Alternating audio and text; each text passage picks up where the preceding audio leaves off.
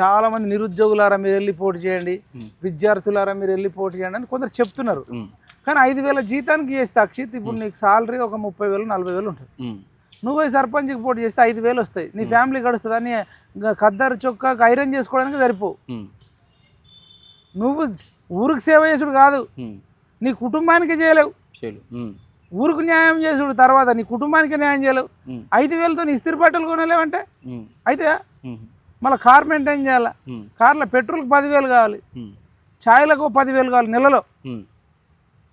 మరి తిండి ఎవరన్నా వస్తే తినిపించాలి, గెస్ట్ వస్తే అవి ఒక 10,000 అవుతాయి. ఇవన్నీ మెయింటైన్ చేయాలంటే నీకు నెలకు సర్పంచ్కి 40,000-50,000 రూపాయలు ఖర్చు ఉంటుంది.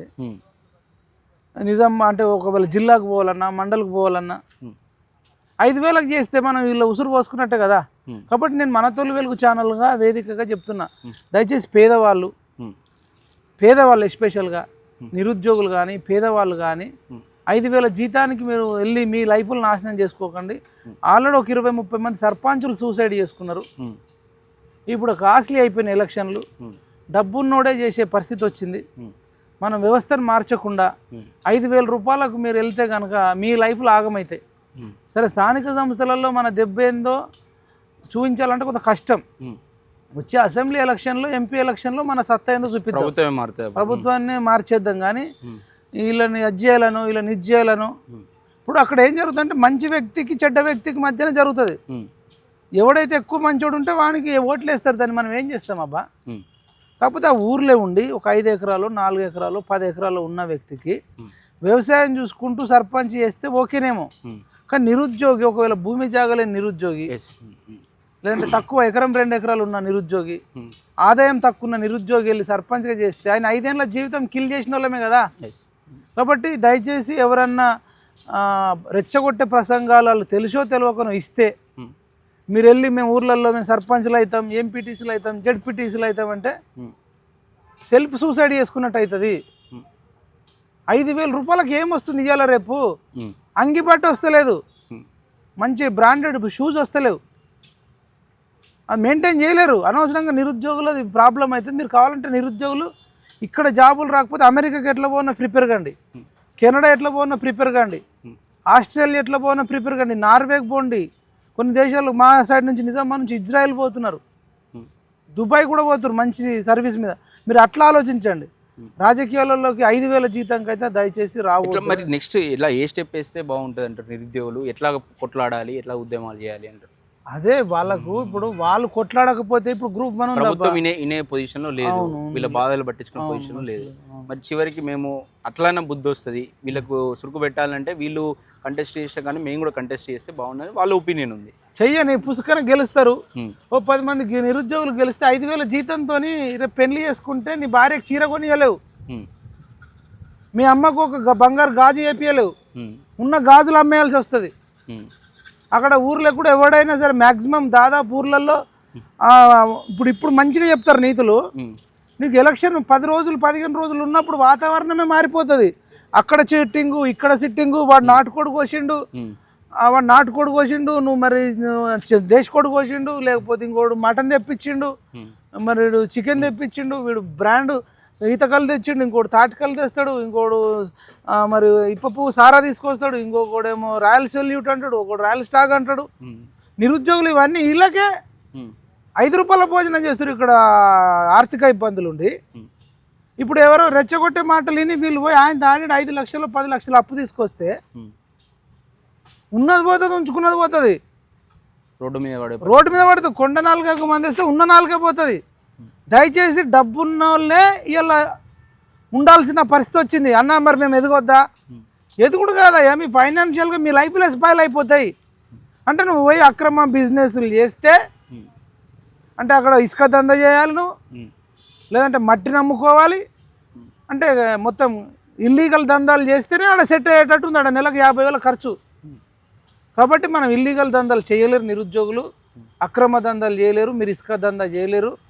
లేదంటే పేకాట ఆటిటోడి మీద ఎస్ఐకి కంప్లైంట్ ఇవ్వాలి, మళ్ళీ ఈయన ఇడిపించుకురావాలి, అట్లా కమిషన్ వస్తుంది. గసుంటి పనులు మీకు చేయలేరు, మనకు అవసరం కూడా లేదు. సమాజం మంచిగా ఉండాలంటే చట్టాలలో మార్పుల కోసం మనం కృషి చేద్దాం.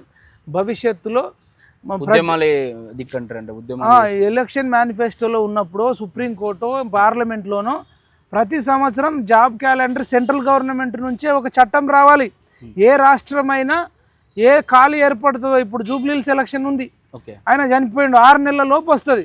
అట్లా ఎక్కడ ఖాళీ ఏర్పడితే 6 నెలల్లో భర్తీ చేయాలి ఒక చట్టం తీసుకొచ్చి ఎప్పటికప్పుడు ఖాళీలు భర్తీ చేస్తే నిరుద్యోగులకి గోస ఉండదని చెప్తున్నా.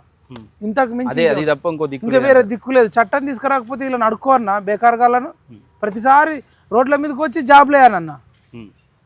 చట్టాలే మనకు ఫైనల్ అని నాకు అర్థమవుతుంది. ఇప్పుడు జూబ్లీహిల్స్ సంగతి వస్తే ఏది బయట పడుతుంది? ఇప్పుడు ఎక్కువ బీఆర్ఎస్ వాళ్ళైతే క్యాండిడేట్ కూడా అనౌన్స్ చేసారు, కాంగ్రెస్ కూడా దానికి ప్రయత్నం చేస్తారు. ఎందుకంటే అధికారంలో ఉన్నాం, దాన్ని దక్కించుకోకపోతే మా వాల్యూ పోతుంది అని చెప్పేసి ప్రభుత్వానికి కాంగ్రెస్కి ఉంటుంది. మీరేమంటారు? ఉప ఎన్నికలలో ఎట్లా ఉంటుంది అంటే నేను గమనించి చెప్తున్నా, వాళ్ళకి స్థానికంగా ఎవరైతే కొంచెం అందుబాటులో ఉండి, వాళ్ళు ఏ పార్టీ అయినా కానీ స్థానికంగా కొంత అందుబాటులో ఉండి, కొంత డైనమిక్గా ఉండి, కొంత సేవ చేసిర్రు అనుకో, అది వర్కౌట్ అవుతుంది.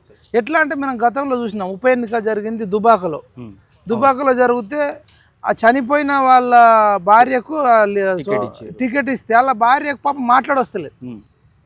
రఘునందన్ రావు ఏమో మాటకారి, తెలివైనోడు. అప్పుడు ఏమైంది, ప్రజలు ఆమెకు మాట్లాడే వస్తలేదు, ఆమె మన కోసం ఏం సేవ చేస్తుంది అని చెప్పేసి రఘునందన్ రావుని గెలిపించుకున్నారు. ఈ హుజురాబాద్ ఎలక్షన్స్ జరిగినాయి. హుజురాబాద్లో కూడా అరే ఈటల రాజేందర్ మాట్లాడతాడు, పలానా గెలిచినన్న మాట్లాడతాడో లేదో కేసీఆర్ మీద అని చెప్పేసి ఆయన గెలిపించుకున్నారు. అంటే మ్యాక్సిమం ఇప్పుడు కూడా కంటోన్మెంట్లో జరిగింది, శ్రీ గణేశ్ని గెలిపించుకున్నారు. అంటే వాళ్ళ లాసే నందిత వాళ్ళ కంపేర్ చేసుకుంటూ ఉన్న దాంట్లో అంటే మ్యాక్సిమం జరుగుతున్నప్పుడు ఏమవుతుందంటే అందుబాటులో ఉండేటోళ్ళు ఎవరు, కొంత డైనమిక్ ఎవరు ఉన్నారు అనేది జరుగుతుంది.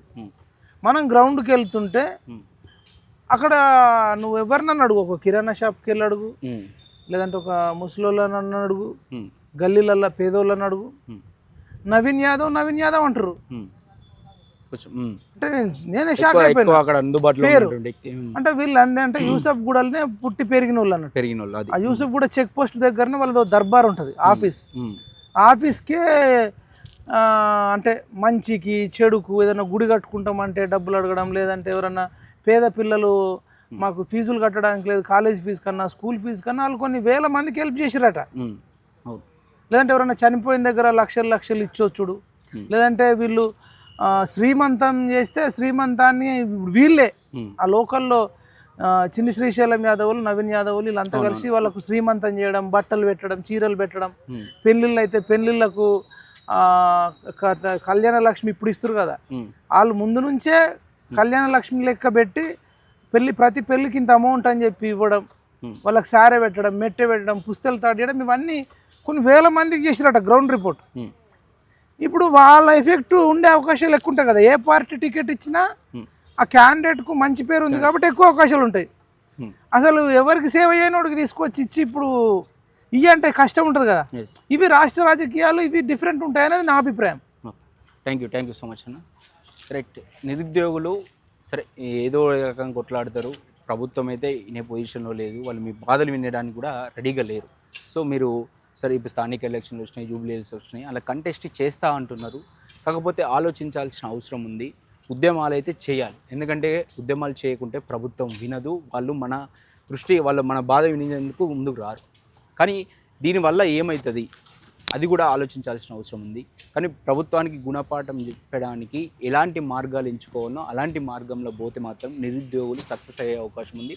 వాళ్ళు అనుకున్నట్టు వాళ్ళ పోస్టులు కావచ్చు, జాబ్ క్యాలెండర్ కావచ్చు, అది తెచ్చుకోవడానికి సాధ్యమయ్యే అవకాశం ఉంది. ఇన్ జనరల్గా ప్రభుత్వం అనేది చాలా రోజుల నుంచి చంద్రబాబు నాయుడు కావచ్చు, లేకపోతే చాలా ప్రభుత్వాలు చాలా సీఎంలను చూస్తే వాళ్ళు ఏం చేసేవాళ్ళంటే ఎప్పుడు ఎలక్షన్స్ వస్తే అప్పుడు నోటిఫికేషన్స్ ఇచ్చేవాళ్ళు. ఆ పద్ధతిలో చాలా రోజుల నుంచి అందరూ కొనసాగిస్తూ ఉన్నారు. ఈ గవర్నమెంట్ కూడా అదే చేస్తుంది కావచ్చు. ఇంకా ఫ్యూచర్లో వీళ్ళు మళ్ళీ ఎలక్షన్స్ పోతారు, ఇంకా 3 సంవత్సరాలు ఉంది, ఆ 3 సంవత్సరాలు మళ్ళీ ఎలక్షన్ పోతారు, అప్పుడు చేస్తుంది కావచ్చు అని ఒక ఒపీనియన్ అయితే ఉంది. ఎందుకంటే అదే స్ట్రాటజీ పొలిటికల్ లీడర్. వాళ్ళకి ఏం కావాలంటే ఓట్లు కావాలి, పొలిటికల్గా వాళ్ళు గెలవడానికి, వాళ్ళు మళ్ళీ అధికారంలో రావడానికి ఓట్లు కావాలి. కాబట్టి వాళ్ళు మాత్రం ఓట్ల కోసమే పని చేస్తారు. ఏ పని చేసినా, వాళ్ళు ఒక జీవో తీసుకొచ్చినా లేకపోతే ఇంకోటి చేసినా ఓట్ల కోసం చేస్తారు. ఇది క్లియర్. దీన్ని అర్థం చేసుకొని నిరుద్యోగులు ఏ విధంగా కొట్లాడితే మనకు న్యాయం జరుగుతుందో ఆ విధంగా వాళ్ళు కొట్లాడాల్సిన అవసరం అయితే మనకి ఇక్కడ కనిపిస్తూ ఉంది. చూస్తూనే ఉండండి మన తొలి వెలుగు.